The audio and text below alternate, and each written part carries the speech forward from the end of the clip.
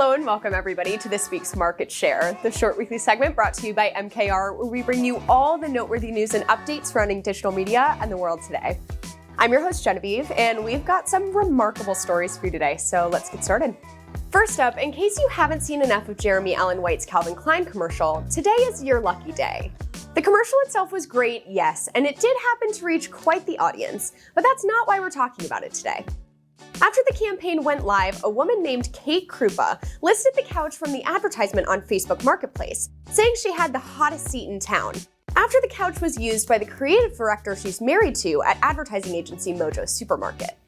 Obviously, she has to have been inundated with messages begging to pick up the couch. But even better, Mojo Supermarket partnered with Facebook Marketplace, got tons of publicity, and was a fun way to show that Facebook Marketplace is a place where people can find whatever they're looking for, even the unexpected or famous. This has got to be one of the best all-time advertising partnerships we've seen, so take notes if you're looking to find a way outside of the box. Next up today, 2024 is going to be a huge year for legacy media. But will the presidential election and the Summer Olympics leave it better than they found it?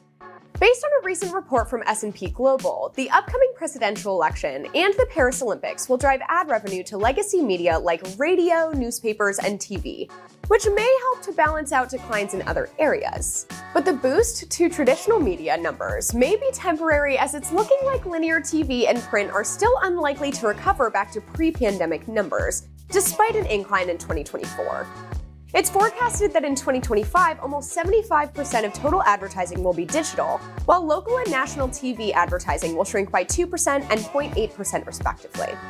With political advertisers expected to spend a lot of money this year, news channels may be able to avoid downsizing, at least for now. An additional piece of valuable information from S&P: lower economic growth in the coming years could also stall gains in legacy media. The two aforementioned events can potentially help to prop up legacy media, but how advertising performs overall is going to be left to the economy and how much people are willing to spend. So this is just another reminder to pay attention and be adaptable to shifting priorities within advertising channels. One year could give you hope, and the next could crush it. Last up this week, mocktails are definitely at the top of a lot of people's ins list this year. During this dry January, many sparkling water brands are showing ads with their products in the place of a cocktail, and it's deeply rooted in social media, obviously. The brand Bubbly has created a Press for Bubbly button that follows behind the Press for Champagne trend that was all over social media last year.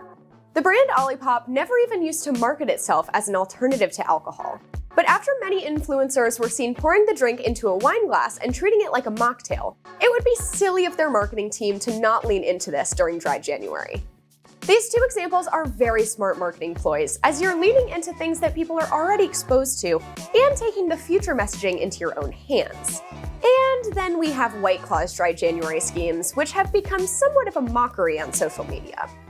The brand has released a new 0% alcohol beverage for $17.49 per 12-pack. Let's break this down a bit.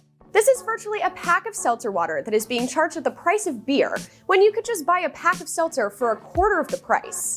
We're predicting that this is not the end of high-profile mocktail advertising this year. Hello, Super Bowl. This year is definitely going to be the year of the mocktail, but alcohol-based companies take heed. Not every mocktail campaign is a good one. That's all for this week's Market Share. My name's Genevieve, and I'll see you all next week.